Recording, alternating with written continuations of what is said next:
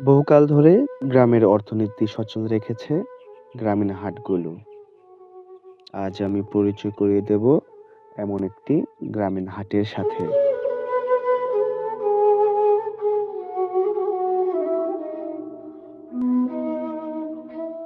টাঙ্গাইল জেলার ঘাটাইল ও মধুপুর এবং ময়মনসিংহ জেলার ফুলবাড়িয়া এই তিনটি উপজেলার সংযোগস্থলে স্বর্ণ কবিরাজ নামে এক গারো সম্প্রদায়ের আঙ্গিনায় প্রতিষ্ঠিত হয় গারো বাজার বা গারোর হাট।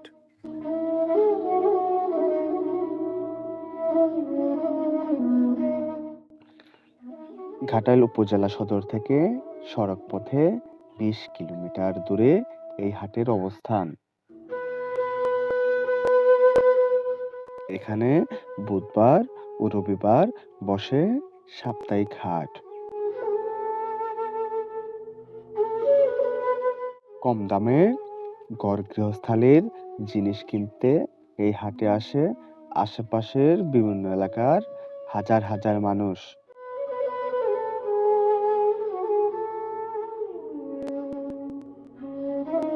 আপনি এখানে কি কি বিক্রি করেন? পেঁয়াজ, রসুন, আদা, আলু পোড়া, কাঁচামরিচ এসব বিক্রি করি আর কি। পেঁয়াজ আর খুচরা মূল্য 40 থেকে 50 টাকা, রসুন 200 থেকে 220, আলু পোড়া 30, 40, 50, আদা হলে 100 টাকা কেজি। হাটে যেতেই দেখলাম কেউ হাটে যাচ্ছেন, কেউ বা কেনাকাটা করে ঘরে ফিরছেন।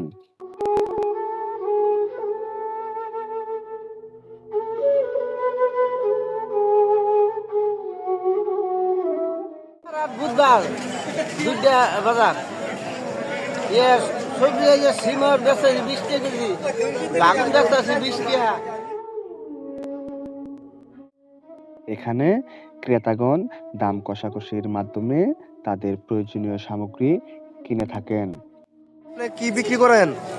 কবি কপির দাম কেমন এবার? একবারে 5 টাকা কেজি।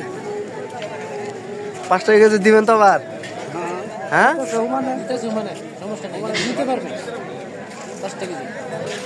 দাম এত কম থাকার কারণ কি? আমদানি বেশি।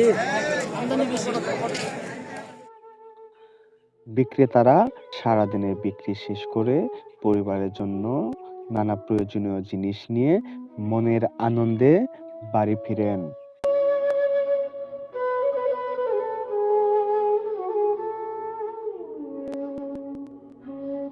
এভাবেই প্রায় ২০০ বছর ধরে গারো বাজারে বসে ঐতিহ্যবাহী এই গ্রামীণ হাট।